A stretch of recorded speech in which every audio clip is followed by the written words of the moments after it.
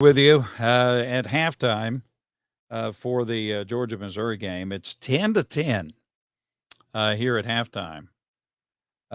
Georgia and Missouri tied. So, what do you think about the first half for the University of Georgia and for Missouri?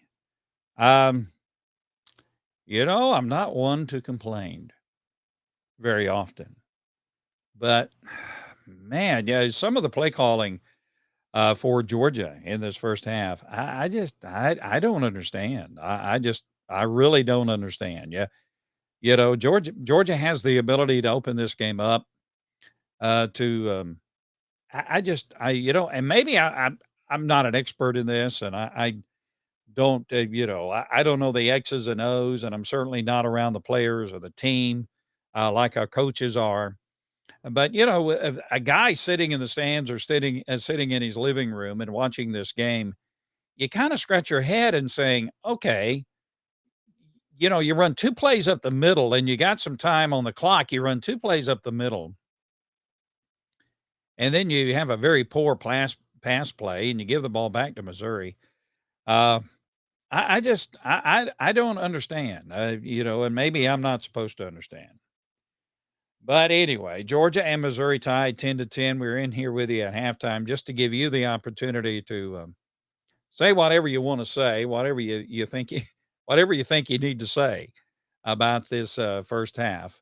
Let's take a look at some of the first half stats. Carson Beck in that first half, 10 of 17, 115 yards passing and a touchdown. Kendall Milton, 5 carries, 21 yards. Dejon Edwards, 7 carries and 20 yards. And Brock Vandegrift had 1 carry for 1 yard. And what was that? I mean, seriously, I just what was that? I did when Georgia was down in the red zone and Brock Vandegrift, he carried the ball and he got a yard. I haven't have I seen that this year out of Georgia? Okay, McConkey has 3 receptions for 39 yards. Ra Thomas 2 catches for 27 yards. Marcus Rosemy Jack Saint 1 catch for 18 yards. Dominique Lovett 2 catches for 15 yards and a touchdown. Oscar Delp 1 catch for 5 yards. And Mekhi Muse 1 catch for 11 yards. So Georgia 10 and Missouri 10. And so what do you think? No true identity yet, Barry says. Yeah, I agree with you. I don't know. I'm not that I'm not an expert in this. I love Georgia and have been watching college football for a long time. So I am an expert spectator, but I don't understand some of the play calling for Georgia that's going on here. I really don't. The Georgia has the ball, has some time on the clock, and they have 2 running plays. And then there at the end, Georgia just takes its time. You got some time on the clock. I just, I don't, mm, I don't get it. But hey, second half, we start all over again. Now, Missouri's a very good football team, but I think Georgia is helping Missouri be a better football team than it actually is, and not a stellar first half for Georgia. And let's see, total yards. I was looking for the total yards for Georgia in this game, and I can't quite see that anywhere. Team stats. Let's see if it's there. Okay, Georgia has 165 total yards. Missouri 174 total yards. Georgia has 8 first downs. Missouri has 9 first downs. Georgia had the ball 16 minutes 7 seconds in the first half. Missouri 13 minutes 53 seconds. Well, John puts it very succinctly. Oh, me playing like. And Joe says very confusing play calling. I just, I don't try to be critical because, the coaches are around the players all week long, and they know what they have. They know the scheme they need to have. But from the outside looking in, like in the stands or when we watch it at home, you do kind of question, okay, yeah, you've got time on the clock. You can push the ball down the field. Um, hmm, the offensive line, not a stellar first half for the offensive line, and especially in protection of Carson Beck. It was just not really a good first half for Georgia. And you can give some of the credit to Missouri. Now, Missouri's a very good football team. 7-1 on the season. They have some weapons. They're pretty decent defense, pretty good offense. But again, I think Georgia's play has kind of really enhanced what Missouri has. Stacy says that Missouri's been off for 2 weeks, 2 weeks to plan. Georgia just came off a huge win against a rival. Trap game, Georgia will make adjustments. Well, we certainly hope that's true. And that's pretty good evaluation, Stacy, to be honest with you, that Missouri did have, 2 weeks off to prepare for this. And of course, this is a huge game for Missouri. This is a step up for that program by certainly. And, if they're looking for a win, and this would be a huge leap for the program if they get the win against Georgia, obviously, in Sanford Stadium. And what do you think? What adjustments does Georgia need to make during the halftime? Need to tighten up, man. The offensive line needs to tighten up, and frankly, Georgia needs to get into a rhythm. And offensively, Georgia's not in a rhythm at all offensively. Um, Don says the O line is not playing very well. Tracy says the play calling is, sorry. Um, a little disappointing here in the first half. They look lethargic. Yeah, Georgia's not looking as sharp as Georgia needs to look. Now, some scores from around the country. Pittsburgh is giving Florida State everything that Florida State wants to handle. Florida State is in at Pittsburgh late in the first half at 7-7 there. Oklahoma State is leading Oklahoma in that big rivalry matchup. Georgia Tech winning big time over Virginia. Let's see, going down and checking some of these scores, some of the finals. Ohio State beating Rutgers 35-16. Texas beating the Kansas State. Ole Miss knocking off Texas A&M. Clemson taking out Notre Dame today. That's a final. Tennessee winning big over UConn. Arkansas beating Florida today. Disappointing. And that was in Gainesville. Arkansas, the Razorbacks go into Gainesville and take out Florida 39-36. Let's see. South Carolina finally took hold of that game and won over Jacksonville State 38-28. Let's see, and that's about it. So what do you think about this Georgia game? Playing possum or testing things out? Yeah, I would imagine. I would imagine this halftime speech coming from Coach Smart is going to be a very fiery one. I think it's going to be to the point. Coach Smart has been known to use some language that really communicates what he feels. So I would imagine that this halftime, speech, coaches, and I know coaches kind of approach this thing in one of two ways. They'll either get into your face or they'll give you like positive reinforcement and that kind of thing. I think Kirby knows when to push the pedal and when not to push the pedal. I think he's going to be pushing the pedal at halftime. So Georgia, it's 10-10. Second half, it starts all over again. So there you go.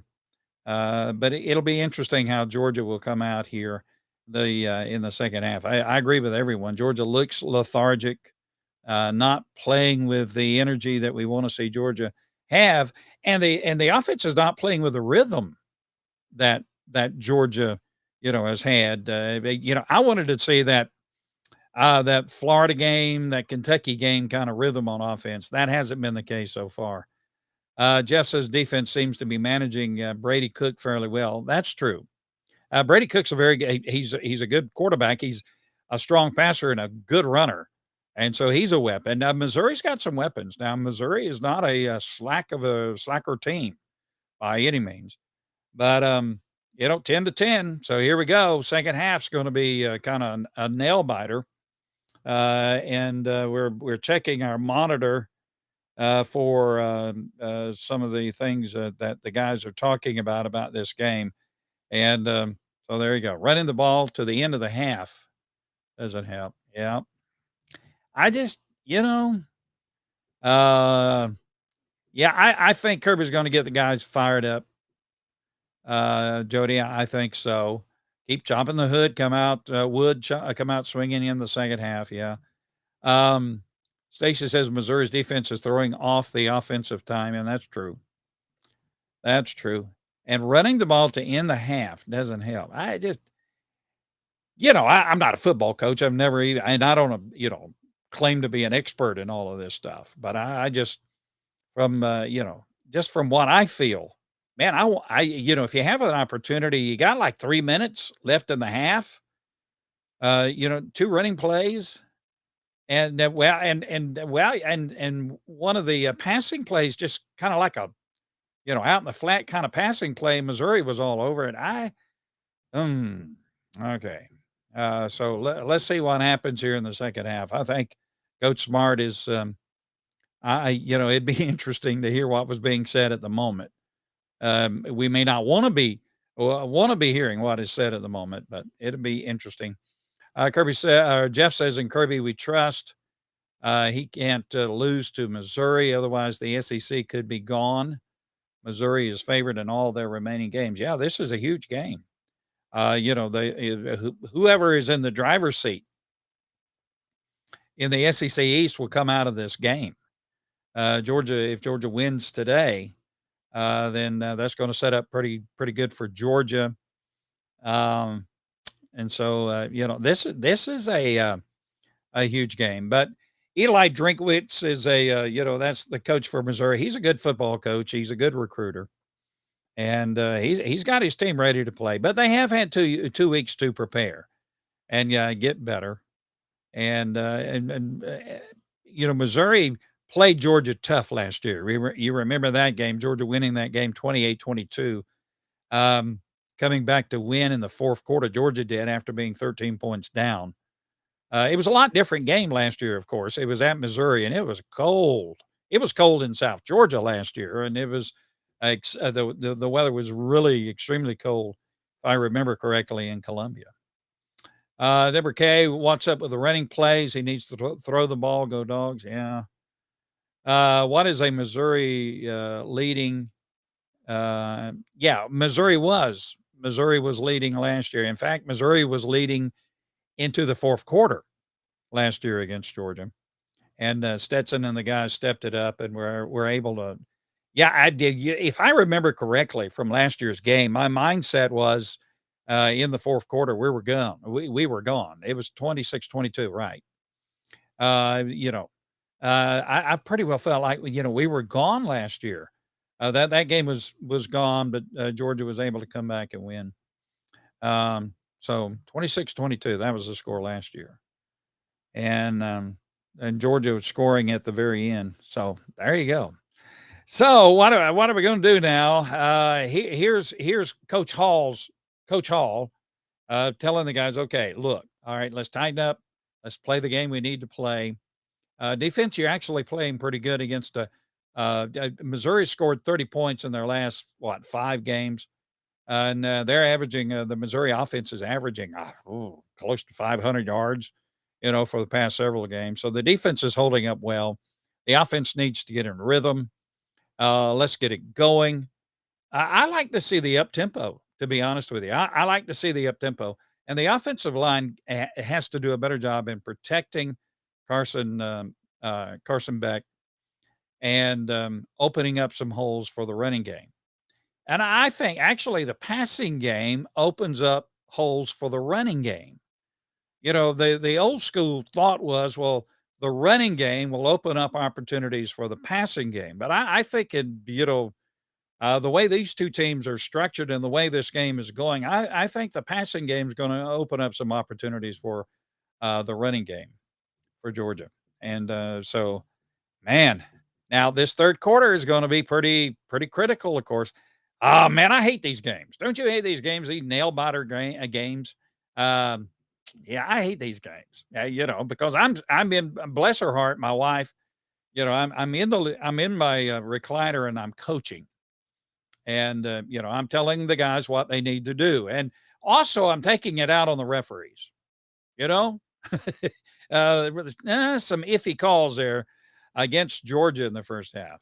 But, I'm coaching, and my dear bride, bless her heart, she'll say, they can't hear you, right? And, but it doesn't matter. It needs to be said. And maybe somehow, some way, what I say is somehow, some way makes it to their ears. Anyway. All right, Georgia, here we go now. It's going to be yeah, maybe we need to play a game like this before we play Ole Miss. I tell you, that the game next week against Ole Miss. It's a home game. And whatever happens here, that game next week is going to be wow. It's going to be that's going to be something. Ole Miss with a big win today over Texas A&M. And by the way, is Jimbo gone? He's getting paid a lot of money, a lot of dissatisfaction at Texas A&M. They have a lot of money, that old money. So you got to kind of wonder. That's kind of a secondary thing to what we're talking about, but you got to kind of wonder, is he gone?